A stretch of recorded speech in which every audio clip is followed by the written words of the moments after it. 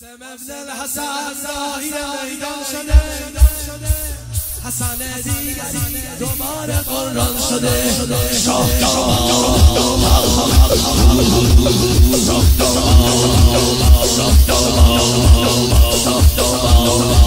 رنگ او سرخی صورت بابا شده، ز قفا مثل یک ماه خاموش برسونید به تموم پهلوان، بزنید به صندر کاخ و کلیسا، بزنید رو کعبه با خط مجلا، بنویسید به ید مسیح بیضا.